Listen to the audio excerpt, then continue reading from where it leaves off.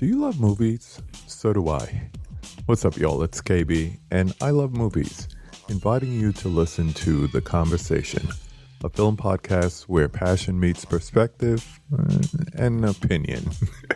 From the old school to the new, I invite a guest on to discuss the movies that thrill us, challenge us, break our hearts, or even blow our minds. There's always new episodes dropping wherever you get your podcasts. So join the conversation. We don't just watch movies. We love talking about them too. The Conversation with KB Loves Movies, a part of Someone's Favorite Productions podcast network. The audio commentary. It's a dying art form, but here at One Track Mind, I, your wonky yet affable host Ryan Luis Rodriguez, analyze film through the prism of these embryonic forms of podcasting, one audio commentary at a time. Masterpieces, crapster pieces, live action, animation, cult classics, films literally no one has ever heard of. No track is too small and no track is too big. Join me and my guests from the entertainment world as we keep these features alive every other Tuesday. Hey, who else is going to discuss Bill and Ted's Bogus Journey one week and Citizen Kane the next? Us. That's who. Sure, you have to put up with my voice, but there's a certain give and take in this industry. That's One Track Mind, part of the Someone's Favorite Productions family, and available wherever you get your podcasts.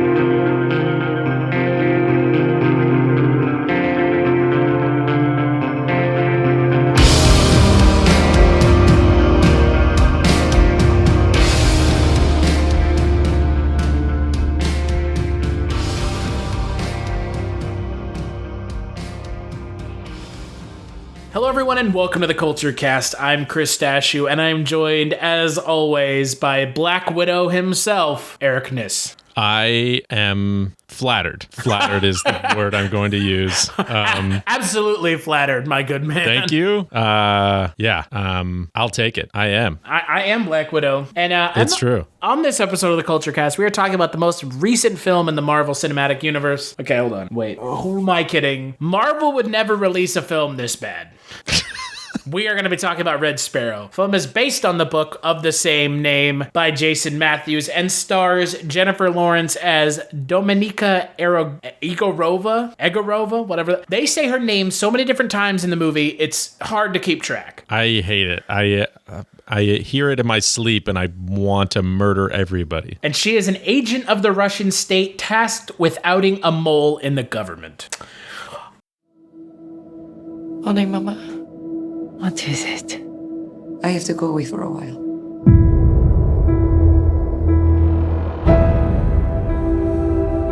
I was told to take a man to a hotel. They said he was an enemy of the state. Take off your dress. And in exchange, my mother would get the doctor she needed. Instead, they cut his throat. There could be no witnesses. So they gave me a choice. Die or become a sparrow. From this day forward, you will become sparrows. Weapons in a global struggle for power. You'll be trained in psychological manipulation. You must learn to push yourself beyond all limitation. Take off your clothes. When we are finished with you, the person you were will no longer exist. Every human being is a puzzle of need. You must become the missing piece, and they will tell you anything. You have a gift. You know how to survive. This is what you were meant to do. There is a traitor in the government. His last known contact is an American. Get close to him. I thought I saw you in the pool yesterday. Are we going to become friends? Is that what you want? She's a sparrow. You only matter because of what you can do for them. Work with me and make these men pay. You are better at this than any of us. Your only problem is you have a soul. We can't trust a word that comes out of her mouth. There's something else we're not seeing.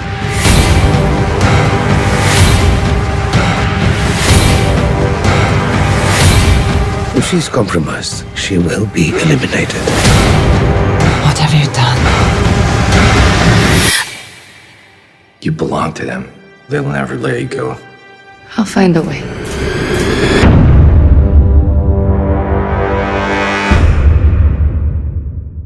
All right, Eric, neither one of us had read the book for this movie. However, this is now the second new movie based off a book that we have watched in 2 weeks. So what did you think of Red Sparrow? This is a really rough movie. It's so bleak and really confusing. And I understand what they were trying to do with this movie, and I am commending them for it, ? Are you talking about Red Sparrow or Atomic Blonde? Because they're Both? pretty much the same movie. Well, not exactly. Right. One has action, the other one is boring as fuck. Yeah. But I mean, I don't know. Man, I don't know. This movie was like, it's another spy movie that's impossibly hard to follow. Where like the twist at the end is like not the payoff, like just isn't good enough to be the payoff, in my opinion. I was like, oh, okay. Well, the payoff is you can see it coming from a mile away. Like, I called it. I was like, it's totally gonna, like, spoilers. Well, not spoilers. We'll get to it again. The payoff is fucking obvious. It's not. There's only one thing that it could be, and it is exactly what it is at the end of the film. Yeah. I don't know. I had a hard time following what was going on in this movie. Maybe it's just because, like, I don't know. You get distracted by all the other all the other just nonsensical. I mean, I don't know. It makes sense, but just all the like over the top, like, I don't know. This movie has a lot of stuff that I was like, wow, okay, all right. A lot of the violence, and particularly all of the sexual violence that happens in this movie, that is fully constant for like all of it. I was like, man, wow, you guys really went for it. I don't know. I didn't like this movie.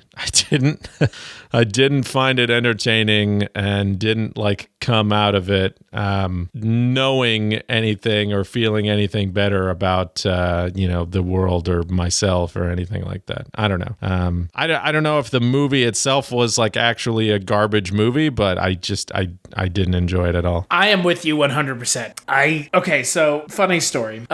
This past weekend, I got stoned for the first time in a while, and in being stoned, smoked a strain that made me very chill to the point of falling asleep. I fell asleep and tweaked my neck, and so I was in pain for like the last couple days. Went to see Red Sparrow the next morning and took some muscle relaxers to relax my neck, hoping that would help. Unfortunately, it didn't, but I was high on muscle relaxers all day, including through this movie. That didn't help. This movie still fucking sucks.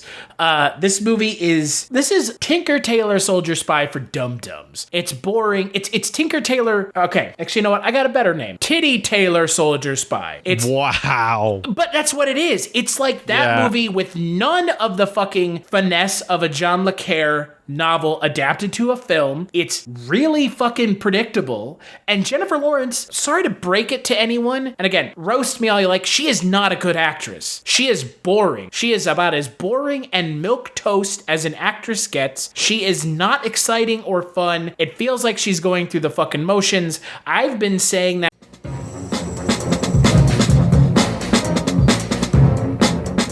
Hello, this is Aaron West. I am the author of the A24 New Wave. In this book, I look at A24's output and I make the argument that we are in a new wave movement right now. A24 plays a major role. This book has a supplemental podcast where each episode is a brief conversation about an A24 related topic, whether an actor, director, or even a genre. As I continue research for the book and conduct interviews, I expect to record podcast episodes with people involved with the company. You can find the podcast at cinejourneys.com or wherever you find podcasts, and we are proud to be members of the Someone's Favorite Productions podcast network. Since I saw the first Hunger Games movie, I've been saying that since I saw the X-Men movies, where it looked like she didn't want to be there past the second one. I don't know how the hell she's been nominated for like 4 Oscars, but that's a thing. And she won an Oscar, which is... Oh, yeah. What did she win an Oscar for? Best Actress in Silver Linings Playbook in 2017. Silver Linings Playbook. Oh, okay. I remember that. Excuse me, in 2012, not 2017, 2012. So in the 4th year of her being an actress, fucking Silver Linings Playbook. I mean, I don't like her. I just don't. She is one of those actresses I just don't get. I don't get the appeal because everything I've seen her in, it just seems like she's just playing herself. And in this movie, she's got a fucking horrendous bob cut, a hilariously bad Russian accent to the point of laughable. And she shows her tits in one scene as if that's supposed to be a redeeming quality of this film. But the problem is the nudity of this film is juxtaposed against just like hyper violence for no purpose. I mean, it has a purpose, but it has a purpose that is just sort of drowned out by how like confusing and boring this movie is. Right, because at one point there's like a side plot with Mary Louise Parker, aka the lead from Weeds, if you've ever watched that show. I didn't understand what the hell was going on with that subplot. I couldn't tell you. I don't know. And then there's a whole like 30-minute like training montage with Charlotte Rampling, one of the finest finest actors currently working in Hollywood, who's worked with some of the biggest names in Hollywood for forever. Yeah, she's in this movie and is given zip to do. I mean, Jeremy Irons is also in this movie, and given nothing to do. Anything to do. Ciarán Hinds is in this movie, given nothing to do. And another thing I want to point out, and you know, maybe this isn't the case, but Joel Edgerton is boring in everything I've seen him in. I don't know. I like him in a few things. The Gift, I thought namely, he was great in. The Thing. I'm gonna go. Oopsie. I'm gonna get out of here. Yeah, he was really great in Legends of the Guardians, Owls of Ga'Hoole. No, let me put it this way. Joel Edgerton can be good, but for the most part, he's pretty boring. Well, that's like that's the same thing I feel about Jennifer Lawrence. Like, she can be good. She has been in good movies and had good performances, but most of it is just like, whatever. I don't care. You're not doing anything for me. But the problem is she's like the internet darling. Like, the internet loves Jennifer Lawrence. Yeah. And I just don't get it. I mean, whatever. She's hot. Is there another reason that people need to like her? Like I said, this all comes down to personal preference, looks and personality-wise, but I don't think she's a very good actress, me personally. Sure. And again, that's my opinion, and I take it with a grain of salt, but this movie definitely is not some, grand showcase for her acting abilities, that's for sure. Yeah. Because this movie is just legitimately boring. It is. It's really slow. It's fucking 2 hours and 20 minutes. It's a long movie, and there is maybe one action scene, 2. There's 90 minutes worth of movie in this almost 2.5 hour movie. So yeah, it's astounding to me that this movie is like a wide release. Yeah, like this feels like a direct to Netflix movie. Oh, this doesn't feel for real. Yeah, I don't know. It feels like, this definitely felt like it should have been a limited release movie, especially, I don't know, just like the subject matter and the stance that this movie sort of takes, like with the whole spy genre or whatever, is like not, who is this movie supposed to appeal to is my question. Like, is it supposed to appeal to film nerds? Because it's not good enough to appeal to film nerds, and normal people are going to walk out of this movie. Well, normal people aren't going to see this movie. Yeah. I don't know. I saw a couple of people walk out of this movie during one of the more intense, violent like sequences. And I was like, yeah. The intense, violent rape scenes in this movie? Which there are several of. Yes. Which there are several of. The sexual violence in this movie, I get that they're trying to make a point and they're trying to really show you. This movie's whole idea is based on showing you the backstory of like the Black Widow-esque character, you know, like. But Black Widow is an actual full-fledged character in the Marvel universe that doesn't rely on her sexuality to manipulate people. That's the Red Sparrow thing is you're using your sexuality to disarm your victim and get them to do what you want them to do. Well, yeah. I don't mean Black Widow in the sense of Marvel. No, but like that's the whole problem here. It's like this is the comparison that's going to be drawn. Well, I mean, I don't know. That's come on. I do not draw that comparison, but even with the name Red Sparrow, color, animal, I don't care. Whatever. It could be called fucking Blue Beaver for all I care. Oof. It could be called that. And after Joel Edgerton got done with it, it may be called that. Oh, shit. It's true. But, yeah, I don't know, man. The idea of showing, like, the backstory of, like, the almost traditional trope of, like, the spy seductress or whatever that you see in every single James Bond movie or, like, you know, old school spy movie where there's, like, the woman who seduces the secret agent or whatever, and then it turns out that she's a spy and she tries to kill him or whatever. Like, this is that backstory, basically, of that person. And I like that idea, but at the same time, like, do we really want to see how fucked up that their lives had to have been prior to them being in their situation that, like, made them okay with, like, who they became? I mean, I don't know. And I think that's the question that this movie poses constantly over and over and over and over and over again. And it just fucking beats you to death with it. And by the end of the movie, I don't even care anymore. I'm just like, I get it. It doesn't, like, I got it the first time. And now it's just like unnecessary and over the top. And like, trust me, I love over the top violence, but this is like over the top violence in like a not fun way. It's in like a real sad way, which makes it not fun to watch. Well, it's unnecessary. It's not fun. It's not entertaining. It's not enlightening at all. It's just. And it just goes with this movie. This movie is not fun. Yeah. So, do you know the guy who adapted this for the screen? Do you know what film he worked on in 2016? I do not. You're gonna get angry. A Cure for Wellness. Of course he did. You know what he wrote the script for before that? The Lone Ranger. Ugh. Who is giving this guy work? You know what he did before that? Snitch, the movie about The Rock where he's like trying to save his son from being a snitch, I think. What? I don't know. Some movie with The Rock in it. I'm not going out of my way to watch it. I don't know. I mean, I like a good movie starring The Rock just like anybody else, but like that's... Hello, filthy movie lovers. My name is Gentry Austin. And I'm Casey Scott.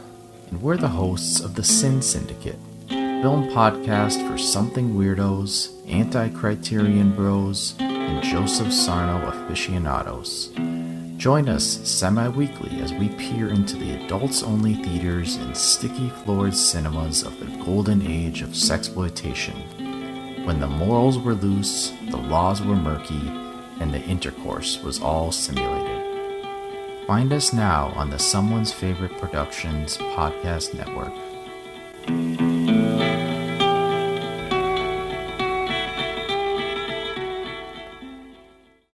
Hello and welcome to Tumbleweeds and TV Cowboys. My name is Hunter. In this podcast, I'll be joined by a different guest each week to discuss a classic Western movie or TV show. I've been a fan of classic Westerns for as long as I can remember, and in recent years, they've become very nostalgic for me. I love the aesthetic, the tropes, and I love seeing different filmmakers' takes on them. At their best, they're incredibly entertaining, rewatchable, and some of my all-time favorite movies are Westerns. We'll mostly focus on Western movies made in Hollywood, but we'll also be covering spaghetti Westerns, and one thing I'm very excited to get into are Western TV shows. I've got some amazing guests coming on the show, film professors, historians, and podcasters. And Tumbleweeds and TV Cowboys is part of the Someone's Favorite Productions podcast network, and many guests on the show will be from other shows on the network. Thanks for listening. Sounds bad. And the other movie that he wrote the script for is Bohemian Rhapsody. I never saw that. It's not out yet. It is the film about the life of Freddie Mercury. Oh, so it's gonna suck dicks. Just by default, yes.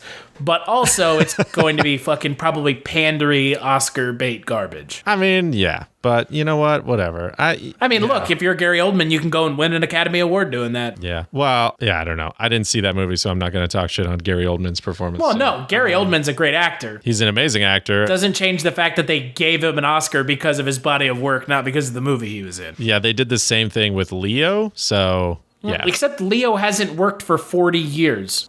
Yeah, but if Leo was going to win an Oscar, he should have won an Oscar for something else before. I don't think he's been in anything Oscar worthy yet, and I didn't like The Revenant. Well, that makes one of us. I mean, The Revenant's overrated as fuck. It was filmed in natural lighting. Oh my, what a technical masterpiece. Oh my God. Whatever. He ate an elk liver. Wow. Method acting. Well, wow. I think the true tragedy of those Oscars was the fact that Tom Hardy didn't win for Best Supporting Actor because he truly deserved it. And Leo, I'll give you that, but the internet got Leo that Oscar. I mean, the internet was like, he's been nominated so many times and hasn't won. Let's ignore the fact that Roger Deakins has been nominated 16 fucking times before he won. It was 14 times. Whatever. 16, 14. Once you go fucking double digits, do you think it matters? Amy Adams has been nominated like more times than Leo, and she still hadn't won. Yeah.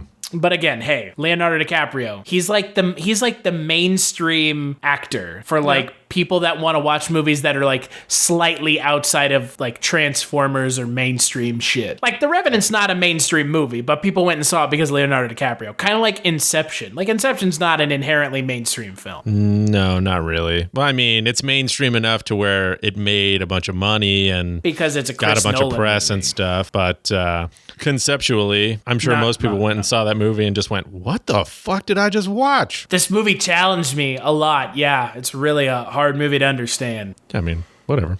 I don't care. I still like that movie. I don't. And I'm okay being a contrarian on feelings towards Chris Nolan because I don't like Chris Nolan. I still haven't seen Dunkirk. I have to I'm not going to go out of my way to watch it. Yeah. I don't want to watch a 2.5 hour experimental war film. No thanks. I'm not really a big war movie guy in general, so no, me either. I still haven't seen Saving Private Ryan. Yeah, I'll be honest. I've watched like the first 20 minutes of that movie like a bunch of times, and then the rest of it I just like never really finish. Yeah, war movies are not my thing. Yeah. No. Okay, but back to the task at hand. Chasket pan? The task at hand. I thought you said chasket pan. I was like, what the fuck is going on?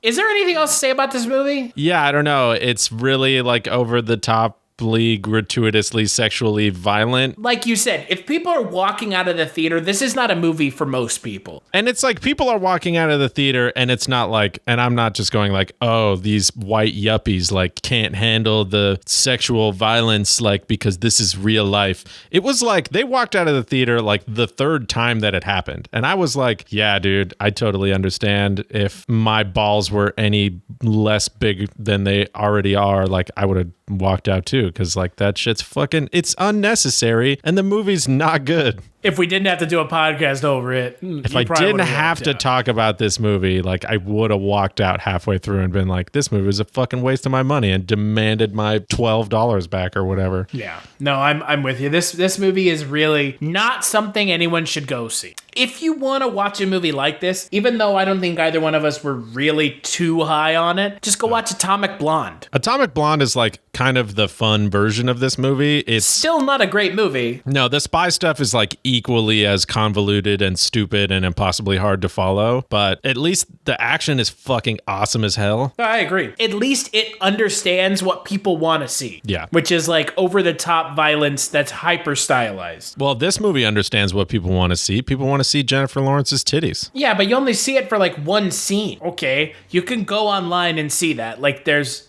nothing stopping. Yeah. But, you know what I mean? Like, some people have standards. Some people's browser history is a sacred place. Not mine. Just being honest, it's really fucking not. Yeah, no, So, what would you give this film out of 5? I'm gonna give it like a 1.5. Yeah, I'm gonna give it a 1. It was a bad movie. Just like we said, don't go see it. There's nothing about this movie that should make you want to. Even if you're a fan of Jennifer Lawrence, you're not gonna like it. Yeah, it's not. Unless you like seeing her character get the fucking shit beat out of her all movie. Yeah, the whole time, like. Far be it for me to judge you if you like that. Yeah, if you hate Jennifer Lawrence or are into just, I don't know, some whatever violence weird against sexual women thing, yeah, it gets you off. As long as you're not doing it in real life and you're watching it in the movies, I guess that makes it less terrible. I don't know. I'm not condoning sexual violence. This sounds terrible. Anyways, don't go see this movie because it's bad and it's boring. See ya.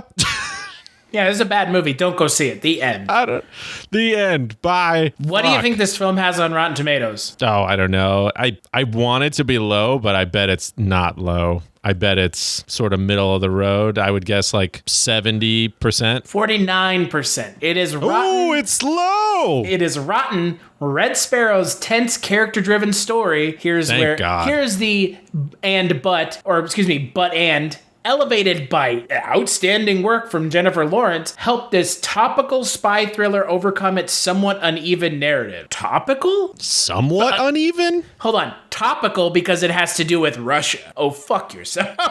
Fuck yourself. Like, we get it. Russia is in the news constantly, but like, just throwing in the word Russia doesn't automatically make something topical. Yeah, I agree. And whoever wrote that synopsis is an idiot, and they should be slapped in the dick. Well, or vagina, whoever. Rotten Tomatoes is an aggregator website, so we're inclusive in our hatred of idiots on this podcast, and we don't care if you're a man or a woman or gay or straight or transsexual or bisexual or pansexual. Handsexual. If you're an idiot, we don't like you. Well, if you're an idiot, you're an idiot. The end. That's true. Yeah. So if you're an idiot, you're a fucking idiot. The end. Oh God, I think we might be idiots. Yeah, well, we're not cognizant enough to know that. So we'll take a break and play some messages, and when we get back, we'll talk a little bit about the 90th Academy Awards.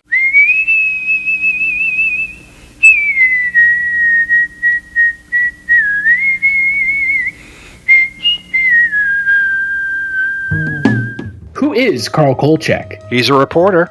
Now that is news, Vincenzo. News! And we are a newspaper. We are supposed to print news, not suppress it. With the INS. What's an INS? Independent news servicer founded in 1904 by Enrico Paluzzi. Who seems to have a nose for the strange and unusual. Well, last year in Las Vegas, I uncovered a series of murders that turned out to have been committed by a vampire. And what is the Kolchak Tapes? It's a podcast. All about Carl Kolchak. What's a Kolchak? The Night Stalker. And where can you get it? On iTunes, Stitcher Radio, and at www.kolchaktapes.com. As foolish a game as any that Gory the Ghoul could make up.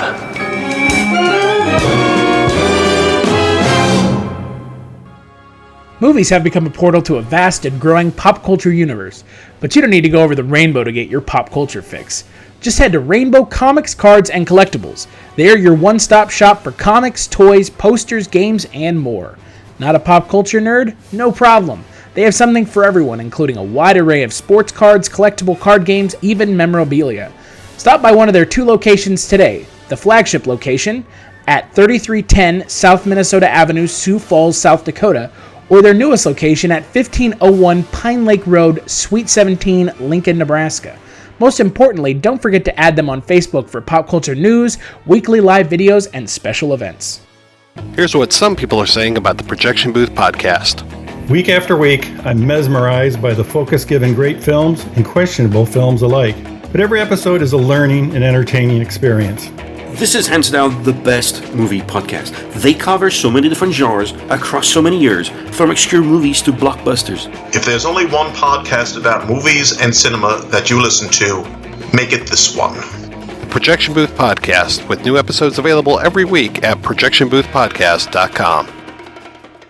All right, we are back. We just finished up talking about Red Sparrow, so if you didn't want to hear us talking about that, we're done talking about it. Cool. We're gonna wrap up the 90th Academy Awards, otherwise known as self-aggrandizing bullshit, the 4-hour show. That those ceremonies, I can't even ceremonies. Fuck off.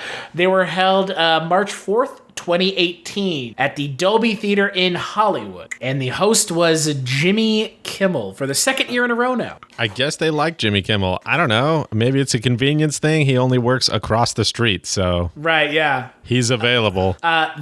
Going into the Academy Awards, the top nominated movie was, Eric, you know what it was? The Shape of Water. 13 nominations. Dunkirk had 8, and 3 Billboards Outside Ebbing, Missouri had 7 nominations. So let's just go through the list real quick, kind of give our thoughts. We'll go from the top down. What did you think about The Shape of Water winning the Best Picture award? I mean, not surprised at all. No, it was a safe pick. That's astounding, but it's a safe pick. But I also really like that movie. So I don't get me wrong, it's not a bad movie, but it's safe. Yeah, it's definitely the safe pick for Best Picture. I mean, I don't know. What would you have picked if not The Shape of Water? Get Out. Yeah, really? I don't think I would have picked Get Out. Or maybe Call Me by Your Name. I think I would have picked 3 Billboards. Okay, so it would have been between The Shape of Water. It would have been, if not for The Shape of Water, Call Me by Your Name, Get Out, and 3 Billboards. I liked Phantom Thread, but it's Daniel Day-Lewis. It's, you know what you're getting. It's Daniel Day-Lewis, the movie. It's Daniel Day-Lewis and P.T. Anderson. So they always make magic. I mean, they made fucking There Will Be Blood. Yeah, but that movie should have won Best Picture and didn't, which is a travesty. I mean, to be fair, No Country for Old Men is not a movie I will say is a bad movie. I like No Country for Old Men. Yeah, but I don't know. No, I agree with you. Between those two movies, it's a toss-up. For me. True. I'll say this much, though, and we talked about this on the last podcast, Mike White and I did. The Shape of Water, it's nice to see Guillermo del Toro winning because he feels like one of us. He's a genre filmmaker. Oh, yeah, and he's like a total fanboy, and he loves movies, and he loves monsters. You know, he's a big nerd like us. Yeah. We're all he represents nerd culture like us, and that for me is awesome. It's nice to see someone who's not like a stodgy director artist type, and I'm not bemoaning those kind of people, but I'm just saying those kind of people win all the time. It's nice to see someone who's like, yeah, less than a decade ago, I made a fucking monster movie. I don't like Pacific Rim, but the guy made a fucking, his love letter to kaiju movies. And 2 years ago, he made a movie that no one even fucking liked. What the hell is that movie called? Red Peak? Crimson Peak. Nobody even liked that movie. That movie was kind of a failure. But look, Shape of Water wins an Oscar for Guillermo del Toro. I couldn't have told or predicted that Guillermo del Toro was going to win an Oscar watching a movie like Hellboy. Pan's Labyrinth kind of got fucked. I don't know why that movie wasn't more well received, because before this movie, that was probably his best movie. I probably still think it's his best movie, but that's just my personal opinion on the matter. Pan's Labyrinth? Yeah. Yeah, I mean, it's between this and Pan's Labyrinth. I mean, I love Hellboy, the first one. The second one is completely different. And not in a bad way, but it's like a hard left turn. Yeah. But again, Guillermo del Toro winning for Best Picture and Best Director is awesome. Yeah, I'm definitely really glad that he won for Best Director. That one I'm all on board for. I don't think there's anybody else that I would have picked over him. You would say that because you're a man. Oh, because I didn't like Lady Bird? No, because Emma Stone said these 4 men and Greta Gerwig. Oh, whatever. That is a It's fact. okay. It's okay. Yeah, right. It's okay. She, Emma Stone also played a half Chinese, half Hawaiian character in Aloha. So, whatever. She's clearly smarter than we are because she represents all ethnic groups by being part of whitewashing in Hollywood. No big deal. I literally don't care about any of that stuff. There's only one person who cares about Emma Stone's opinion. Emma Stone. And rightfully so. Yeah, congratulations. Yeah, I mean, look, again, I talked about this with Mike on the last podcast. Lady Bird wasn't very good. I mean, I don't know. I'm not a woman, and that doesn't mean anything. You can have an opinion on a movie. My mom like that, so I don't know. Okay, well then the movie is an outright failure if you can't even even enjoy the movie without the fact that it, you didn't have a bad relationship with your mom like the character, or a tense relationship like the character in the movie did. Then the movie's a failure. You know what I mean? Yeah, I don't know. It didn't resonate with me. And that's fine. Not every movie is going to resonate with me, and I'm totally okay with that. And I think other people should be totally okay with that. It reminded me a lot of Juno. Yeah. But Juno was a lot more entertaining. Oh, 100%. Yeah. But like that, again, talked with Mike about this. Juno is our generation because you and I are roughly the same age. If you're looking for more horror outside of the mainstream, look no further than Unsung Horrors, a podcast about underseen horror movies. I'm Lance. And I'm Erica. Every other week, we'll cover a horror movie with fewer than 1,000 views on Letterboxd. We'll even give you double feature recommendations to pair with the movies we discuss. From gothic to shot on video, from slashers to comedies, from giallo to J-horror, we'll cover all the subgenres. So join us as we unearth these hidden gems of horror. Follow us on Instagram, Twitter, and Facebook, all at Unsung Horrors, available wherever you listen to podcasts. And part of the Someone's Favorite Productions podcast network. We're both millennials. Juno was our version of Lady Bird. Yeah, I guess. And Lady Bird is still kind of the same movie. It's about, a coming of age tale about someone who's, in their late teens about to become an adult. Yeah. I also think like I'm far enough removed now from that to where I'm just like, this is so stupid. Quit being a fucking idiot and just like grow the fuck up. Well, that's the other thing. Like that again. Like I've been out of high school for 10 years. Like I'm a fucking adult now. This shit ain't that important. Get the fuck over it. Like let's move the fuck on. You're right. Yeah. What do you think about Gary Oldman winning Best Actor? I guess my first thought when he won was, wait, who else was nominated? Well, Daniel Day-Lewis. Yeah, I didn't see Phantom Thread because it looked like a boring Daniel Day-Lewis P.T. Anderson movie. So Daniel Kaluuya, I thought, was an interesting nomination for Best Actor. And watching that movie again, which I did the other day, he is really good in that movie. I mean, he makes that movie. Yeah, but I don't think he was ever going to win. Well, hold on a second. They'll give Shape of Water the Best Picture because it's a genre film but doesn't go full genre. Get Out, it pushes farther into genre territory than Shape of Water did. Get Out is a full-on horror movie, and if you don't agree with me, then I will fight you. I don't, but we've gone over this. We went over this a year ago when we first talked about Get Out. I know, and I will still fight you about it. That's fine. We can disagree. It's still a good movie. I don't know. Who else? James Franco is the nomination that Denzel Washington took. Oh, yeah. Because James Franco got, he got #MeToo'd. So... That's true. I don't know. He might have won for his Tommy Wiseau portrayal, maybe? So that's the thing, right? So whether or not the accusations against James Franco are true, which I don't know and I can't comment. I haven't heard anything else about them. He's still going to be on The Deuce next season. So HBO hasn't cut ties with him. The Academy essentially left him out to dry. That's fine. They're allowed to. I would like to believe if it had been Gary Oldman, Timothy Chalamet, Daniel Day-Lewis, Daniel Kaluuya, and James Franco, it would have been between Gary Oldman and James Franco. Yeah. I think in my mind that would have made sense. And you know what? Gary Oldman's a great actor from what I have seen. Everything I've seen Gary Oldman in is great. He's a fantastic actor. Yeah, he's amazing in everything. But going into a 60-pound fat suit and a bunch of makeup, that doesn't grant you the right to an Oscar. I mean, I don't know. It did this time. Well, and hold on a second. Let's be honest here. This is something that we've talked about before. Biopics are Oscar bait. Yeah, 100%. Yeah. Look at Eddie Redmayne winning for the fucking Stephen Hawking movie. Who the fuck is Eddie Redmayne? The actor from Fantastic Beasts and Where to Find Them.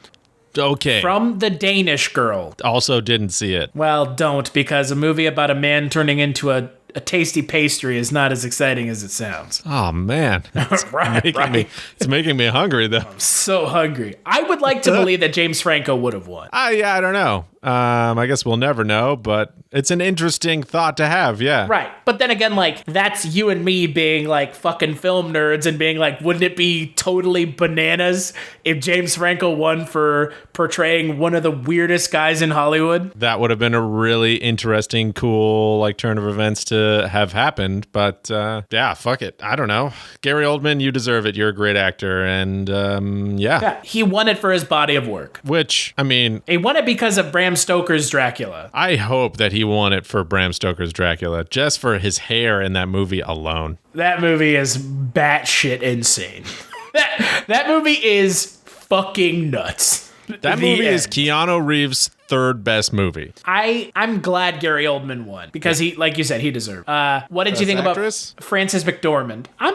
Three Billboards was a good movie. Three Billboards was probably one of my favorite movies of the year, and it's like 100% because of her. I mean, to be fair, I liked Sally Hawkins a lot in Shape of Water. And that was what I was going to say. I was like, I wanted it to be Sally Hawkins. I think a lot of people did. I thought that her mute portrayal of her character in that movie made that movie. And so, but I mean, so did Frances McDormand's character. And so it's like one of those things, it's like, where do you go? Like, I don't know. I feel like it was probably between those two. I think it was close. Yeah, I thought it would have been awesome to give it to Sally Hawkins because she was seemingly the underdog in the situations because she's never won an Oscar. Nope. He said questioningly, not knowing for sure that she'd never won an Oscar. She has not. You are correct. I'm not even sure she's ever been nominated for an Oscar. But I mean, Frances McDormand has. She has been nominated for her role in Blue Jasmine. Oh. You haven't seen it. Neither have I. So there you go. Oh, right. I vaguely remember that movie. I mean, look, Margot Robbie is great in I, Tonya. I, Tonya is a super fun movie. Oh, still haven't seen it, so. It's awesome. Not even going to try to say her name. The actress from Lady Bird. Oh, Saoirse Ronan? Saoirse Ronan, right. Saoirse? It's Saoirse. And Meryl Streep is in there because apparently they couldn't find another actress to nominate. Yeah, Meryl Streep is just going to get nominated every year, and it's going to be the running joke until she dies. And then she'll win a posthumous Oscar. It's like a meme at this point. Like, how many fucking times do you need to be nominated? Every time she does a movie. Right, like can we not find another movie for her like to be in where she's just like nominated? I don't know, man. I don't care. She's been nominated how many times now? Like 40 times. 21 times and she's won 3 times. Yeah. Okay. I think we need to stop now. Like I get it, but like there are other actresses like out there. her. No, I don't either. I mean, she's okay, but like there are much better actresses out there to nominate. Yeah, come on. Pass the torch, lady. I think we can both agree. Sam Rockwell, Best Supporting Actor. Holy shit. Sam Rockwell. That was awesome. Woo! Sam Rockwell. I was like, wow, right out the gate. Because that was like the first award of the night. It's kind of sad though, because like there are 4 other actors that I could legitimately believe would be winners. Yeah, the Best Supporting Actor category and supporting actress categories, like I find that those ones are usually closer than like the leading actor and leading actress categories, if that makes any sense. Like, because if you're a great supporting character in a movie, like 3 Billboards, 2 of them, like Woody Harrelson and my brain just stopped working. Sam Rockwell, the guy who we're talking about. Woody Harrelson and Sam Rockwell both got nominated for supporting actor for the same fucking movie. Mm-hmm. And also you got Willem Dafoe, Richard Jenkins, and Christopher Plummer. I didn't see the movie. Seems like it was kind of a gimme. I don't know, but I think what they did with him nominated is insane. Just for literally giving him 1 week's worth of notice, and he comes in and crushes it. Which is awesome. On top of the fact that he was the original choice by Ridley Scott for that movie, and the studio was like, no, we need to bring in a name. Bring in this guy who rapes kids. Yeah, and if Christopher Plummer's not a name, then you can suck on my medium-sized nutsack. Like, holy shit. Christopher Plummer is the fucking man. Yeah, I would have been okay if it had gone to any of them. Yeah, I like that it went to Sam Rockwell, though. Yeah. Willem Dafoe, I think also that that would have been awesome. I mean, like Willem Dafoe, man, like can Spider-Man come out to play? Like, you know what I mean? Like we're talking like Willem Dafoe,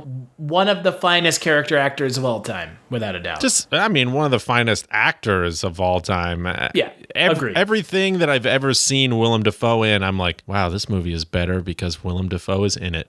Do you know how many times he's been nominated? Who, Willem Dafoe? Mm-hmm. Not enough times. Do you know how many times? I'm gonna go with like 5 times. 2 other times. Platoon and Shadow of the Vampire, which if you've never seen it is awesome. No, Shadow of the Vampire is amazing. Yeah, and he probably should have won for Shadow of the Vampire because not enough people have seen that movie, and that movie's awesome. That movie's fantastic. Yeah, like the whole conceit of that movie is insane in the best way, and I love it. I love that movie. That movie's like equal parts like batshit crazy, hilarious, and also quietly terrifying all at the same time. And that year, he lost to Benicio del Toro in Traffic. I mean, I like Benicio del Toro, so but I like Willem Dafoe more. Yeah.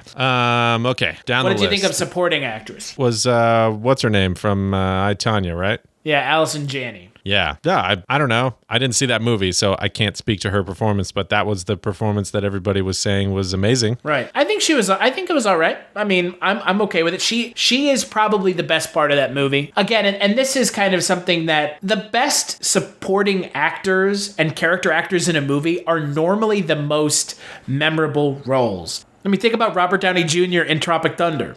Yeah. He got nominated for an Oscar for that movie. I know, which is fucking insane. It's awesome, though, because if without him in that movie's just like a middle-of-the-road comedy. Yeah. I always go back to Christian Bale in that movie with fucking Marky Mark and the Funky Bunch. The boxer? The whatever? Oh, yeah. I know what you're talking about. Where he like lost all that weight and was like a kind of like a tweakery guy, and then when he did his speech, he was still kind of weird and tweakery. So just Christian Bale. So he was just like regular Christian Bale. The fuck are you doing?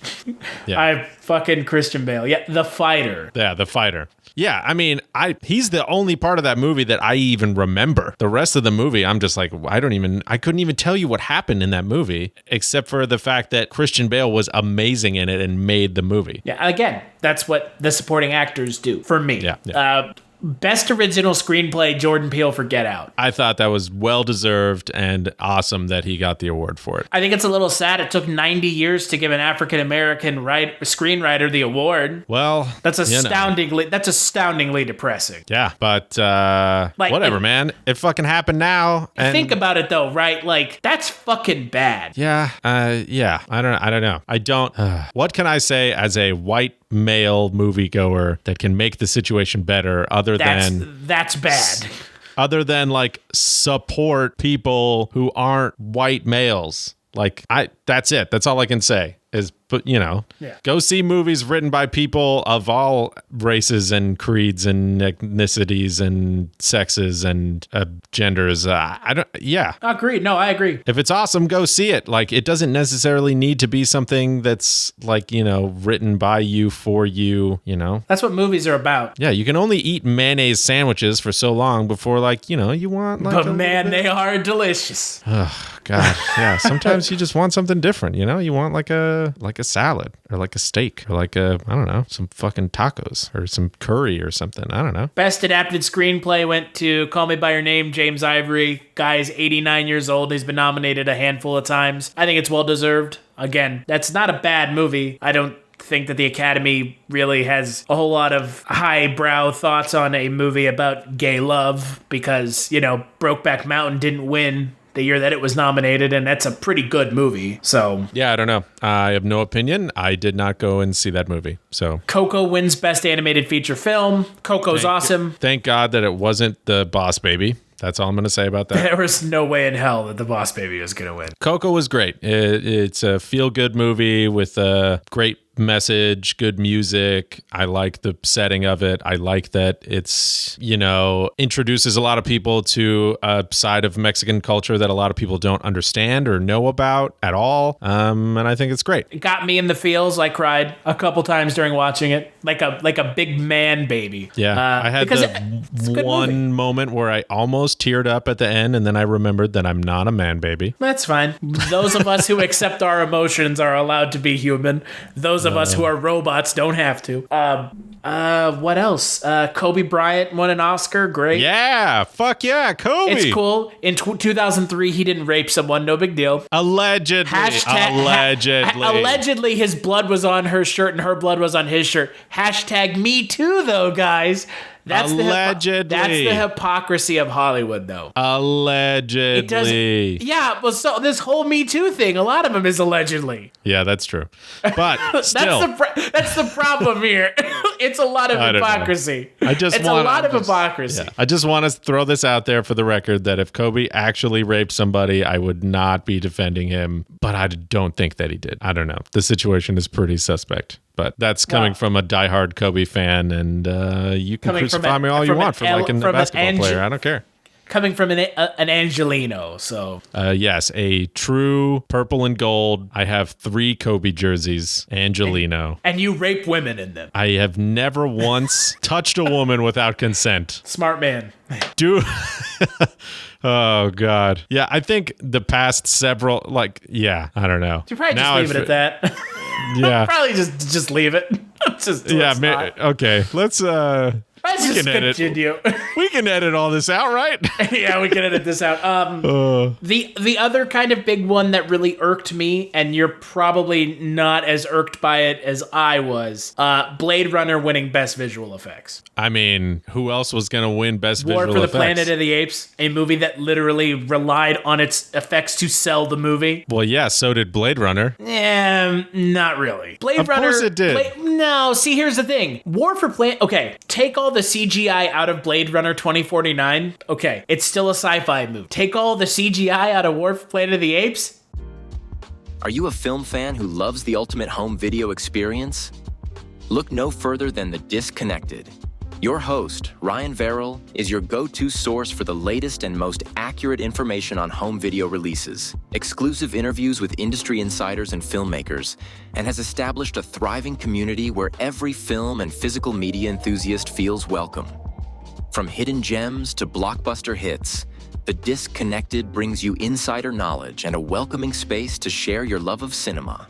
Watch every Thursday night at 9:30 Eastern, 6:30 Pacific for the live announcements show and follow The Disconnected on social media to stay updated. Subscribe to The Disconnected on YouTube or on the podcast provider of your choice and dive into a world where every movie night is an adventure. Have you ever wanted to dive deeper into the horror movies you love? Beyond the Blood is a horror podcast for fans who want more than just surface-level screams.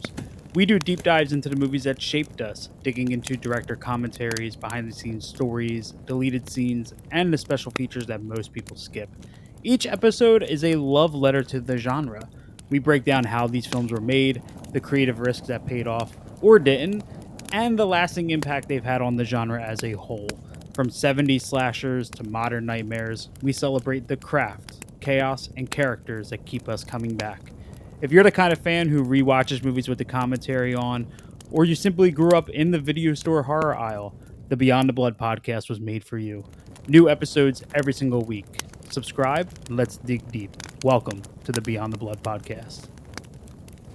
It's people with mocap dots on their face. Yeah, okay. You know what I mean? Like, without the visual effects, War for Planet of the Apes doesn't work. Well, then this brings up the question again that we haven't talked about recently about Andy Serkis gets snubbed for the Best Actor nod. Well, again, the Academy has no idea what to do with what I would consider to be like, I don't know, how would you classify that? Like a digital performance? Honestly, it's still now that I'm thinking about it again, his performance is the best performance of the year. Still, to still, right now, his performance as Caesar was the best performance of the year, period, bar none. It's my favorite that I saw the whole year. It was the only one that literally has stuck with me this entire time. It transcended the film that it was in. Yeah. And again, it is a role where he had to sell that he is not only a animal, but an animal with a consciousness that is like reticent of its own surroundings and wants to make a better place for itself in the world and its kind. And like that, like you said, like, yeah, it's amazing. Yet, you know, hey asshole, go announce the nominations. Yeah, Thanks. I don't know. I thought that was kind of bullshit, but you know, whatever. But for me, best visual effects should have gone to War for Planet of the Apes. I get why it went to Blade Runner, but War for Planet of the Apes, I think, is a milestone in visual effects, because what they asked from the effects studio to do is truly astounding. I can dig it. Yeah, I can go with that for sure. And the fake Rachel in Blade Runner 2049 was terrible. Like that effect doesn't work. Nah, I was fine with it. So that was the Oscars, the 90th Academy Awards. Yeah. It was 4 hours of garbage with hot dog cannons and terrible jokes by Jimmy Kimmel. So pretty much just par for the course on every other Oscars. So yeah, totally. I don't watch the Oscars. I just read about them having. Because I'm not going to torture myself. So we're going to take a final break and we'll play a preview for the next Kulturecast.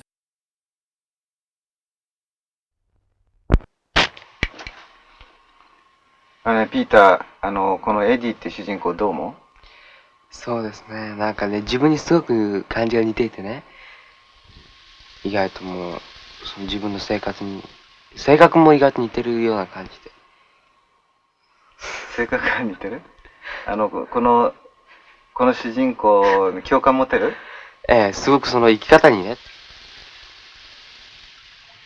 まだ、なんと映画にということが初めてだから、まず興味本位ということと、ゲイボーイをもすごくなんか綺麗に描いてくれるっていうことで撮りました。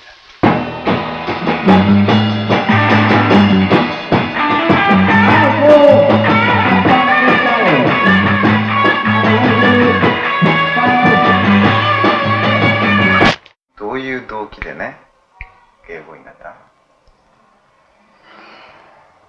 やっぱり自分がこういうね、女の子になってみたいってやっぱり好きだから。こ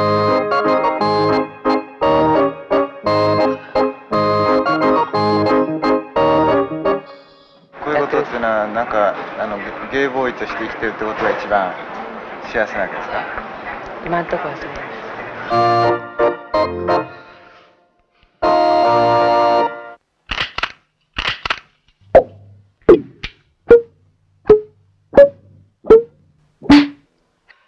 この呪われた人間の運命、しかも残酷の中に笑いまで込めた本当の異色作品でしたね。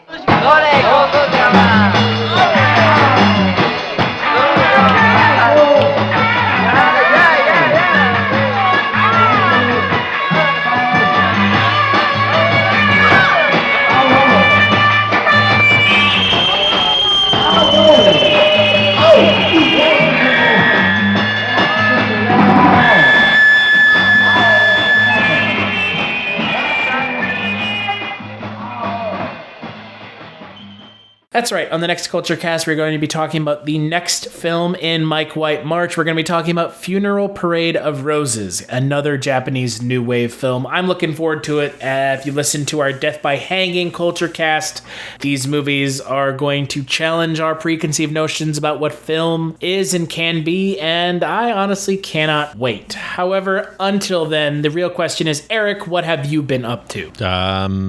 Nothing. I am queuing up The Strangers tonight to watch the new Strangers movie this weekend, which I am excited and worried about. That's the next Kulturecast. I also am thinking about going to see Annihilation in theaters again. Again, or just again? Again. So for a second time? For a third time. Oh, shit, okay. So again, yeah, I'm dumb. See, it's still playing here, surprisingly. Yeah, there's a couple theaters that it's still playing at out here, so I really want to go and see it as many times in the theater as I humanly can before it's not in the theater anymore. I don't know. There's something about this movie that just has me by the fucking testicles, I guess. It's got you by the short hairs, as they would say. Yeah, exactly. Yeah. Yeah. Yeah, that's pretty much it. Just thinking about movies and stuff and just, yeah, scratching my nuts, stuff. What have you been doing? Nothing. Watching movies. I had a conversation with someone the other day where I told him I probably watched... How many movies do you think we watched last year? Like, between the two of us, probably like 500 movies, you think? Oh, God, maybe. Maybe more than that? Yeah, I don't know. I watch movies like... I watch like 8 movies a week. Yeah, I watch like at least one movie a day and then probably more at least than that one in sometimes. theaters a week. Yeah, right? Fuck. Yeah. So like... And then I come home and I put a movie on. But like a lot of times when I'm falling asleep and I just put a movie on, it's something that I've seen like 10,000 times. So I don't know if I count that. But like, they didn't believe me when I said that like I watch a ton of movies. And like I do. You and I both watch so many movies. It's astounding. We probably could find better things to do with I'd probably be a master at something by now. But like, I've spent it watching movies. I'm totally fine with that because I love film. And so do you. Yeah. And that's why we do this. But like, yeah, the amount of movies that you and I watch in a year is nuts. Because there's like, we could do a whole nother sub podcast to this one where we just talk about the movies that we just watch. Just like fucking we're just watching stuff. Like, we watched The Ritual. You and I both watched Jumanji in the last week. I'm going to be watching Paddington 2 later tonight. Like, we're never going to even talk about those movies. Yeah, I watched this movie, Veronica, that's on Netflix the other day that everybody was like, it's the scariest movie on Netflix. And I was like, I'll be the judge of that shit. And I'm laying down my judgment. It's not. What a surprise. It's the scariest movie of the year. Coming soon, Hereditary. Uh-huh, right. Oh my God. Though, but I'm so excited about that shit. It looks amazing. But you know what I mean, like, yeah, it's terrifying. Like, it's the scariest movie of the year. That's what they said about The Witch, and that movie is not scary at all. The Babadook, the scariest movie of the last decade. Really? No. It Follows, the scariest movie of the last decade. What's the scariest movie of the last decade? Well, they keep saying it every year. They just say the next fucking movie is the scariest movie. So no, but like, what is your scariest movie of the last decade? I'm not scared of movies. No, but like, what movie did you see in the last 10 years that you were like, fuck, that was hardcore? I don't know. Like, I've probably been desensitized to horror movies. Like, so much. Maybe. I don't know. Like, for me, I don't know. Probably, like, okay, so, this is something you don't know about me, but I used to not really be into horror movies, like, at all. Yeah, sometimes you're not born being into horror movies. Well, like, I was, like, scared of horror movies until I was probably, like, 14 or 15, and then like I watched like Scream, Nightmare on Elm Street, Friday the 13th, and The Exorcist effectively in 2 days. And I was like, all right, this genre is for fucking me. This is my fucking genre. This is what I'm passionate about, is horror movies. And from then on, like horror movies are my favorite genre, and they're yours as well. Yeah. But like nothing scares me. Yeah, I don't know. Maybe The Strangers? Like, The Strangers is a pretty scary movie. The Strangers was terrifying to me when I saw it in theaters. The first one is great. The closest I've had to that experience was when I saw Don't Breathe in the theater. And you and I have differing opinions on Don't Breathe, because I thought Don't Breathe was just okay. And I know you loved it. Yeah. I don't know, like it's hard for me to get scared, because like I've said this before, if you as a human being are scared of horror movies and that's why you don't watch them, how do you like get on a bus and go to work, or get in your car, or get on a subway? Like, how? Like, that's much more terrifying than like a piece of fiction. Yeah, I don't know. I think it's people are more afraid of what's in their own head than they are of anything else. But right, no, I don't know. This isn't a philosophy podcast. God damn it. No, but I mean, like that's the science of horror movies. Like that's why some of the best horror movies like show nothing. It's like it's all about what you don't see. That's way scarier than what you see. Yeah. So I don't know. Like nothing really scares me. I can tell you like some of the best horror movies of the last decade have been The Strangers. I know you don't like it, but I really liked The Conjuring. The first Insidious is really good. Yeah, I liked Insidious a lot. But nothing scares me. And that when I hear that, like, the scariest movie of the last decade, I just, like, fucking roll my eyes. Like, come on. You're clearly not a fan of the genre if you think it's going to be that scary. Yeah, I don't know. Oh, you know what was pretty scary that I watched on Netflix that I saw the other day and I was thinking about rewatching is, what is it called? Last Shift? Yeah, the one where it's like in the police station. Yeah, did you ever see that? So that was like the last time I got stoned, like a year ago, and I remember like 3/4 of it. So I don't remember how it ends. So. Yeah, me neither. That's kind of why I wanted to watch it again. I was like, fuck, I remember thinking that this movie was like strangely terrifying. So what was the name of that movie, that like Turkish movie about hell that's on Netflix? Bastine. Yeah. Is that actually good? Is that worth watching? Oh my God, I love that movie. Okay, I haven't seen it, so it was one of those like the scariest movie of the last decade type thing. I'm like, okay, I'm probably just gonna skip it then. I don't know how scary it's gonna be, but it's definitely like horrific. So like that, okay, like scary doesn't bother me, like disturbing is my thing. It's disturbing, yes. Okay. Like one of my favorite movies still is The Fly, and it's a fucking disturbing movie. Like thinking about what The Fly is and like the whole like plot of that movie and like becoming like a human fly thing, and like that's disgusting, horrifying movie. One of my favorite movies, but like that kind of stuff gets me more than like It Follows, where it's just like, oh, there's this guy following them and it's like an allegory for STDs. Like, whatever. That's okay. Whatever. Yeah, too highbrow for me, I guess. I don't know. It's, I can enjoy movies like It Follows and The Witch and, all the other A24 movies or whatever, but they're like so overhyped. Yeah, but that's just, I don't know. That's just marketing. Well, that's mainstream movie critics who don't watch horror movies. Yeah. Watching it and being like, this is highbrow horror. We'll see if Hereditary is good. I'm looking forward to it. I bet it's going to be like all those other scariest movies of the year. Like where they're just okay. Yeah, where they're just okay. It's good, not great. Yeah, again, like that, and that's not a bad thing. Good, not great. Okay. I mean, most movies are just good, not great. Like like anything else. So, but yeah, going back to what I was saying, we watch a lot of movies that we never talk about. Oh yeah, like a ton. Yeah. So if you think that we only watch one movie a week or two movies a week, whoo boy, you and I watch more movies than most people should. Yeah. So I watched Tropic Thunder twice this week. Nice. I watched Goodfellas last week. A movie that's 3 hours long, and I watched it in one sitting. I was like, you know what? This movie doesn't feel like 3 hours. It's a great movie. It's one of the best movies ever made. I watched The Winter Soldier on TV, and that was 3 hours that I'll never get back. Well, you shouldn't have watched it on TV. There's your mistake right there. But anyways. So head on over to cultureshock.com where you can find out more about today's episode. You'll also find links over to iTunes where you can rate and review the show, and to Patreon where you can kick a couple dollars our way.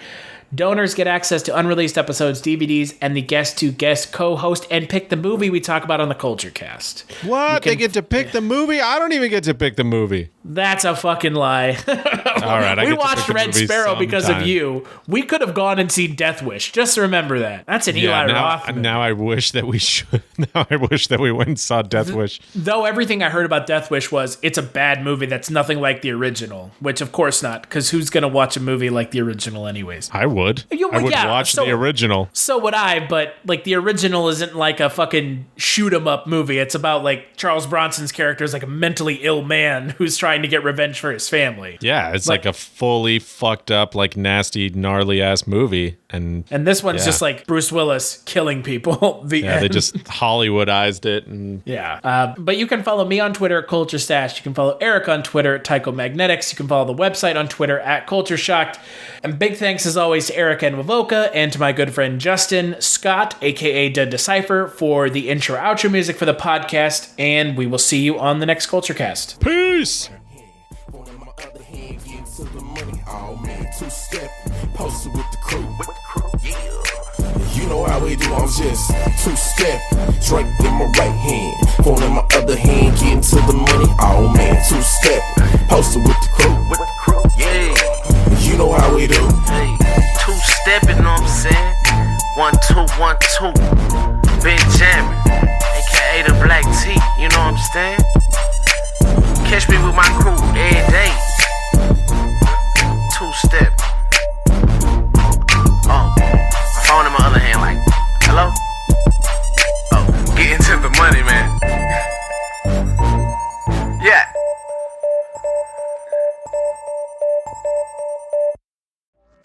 Hey, this is Jason Kleberg from the Force 5 podcast, a show that forces a guest to come up with a movie-themed top 5 list topic, and then we reveal our picks on air. Top 5 heist films, top 5 tearjerkers, top 5 movie dogs. Every show you'll be asking yourself, what would be on my list? Guests include directors, screenwriters, actors, podcasters, musicians, authors, and even a professional wrestler. Subscribe to the Force 5 podcast, and you won't just be a listener, you'll be a list nerd.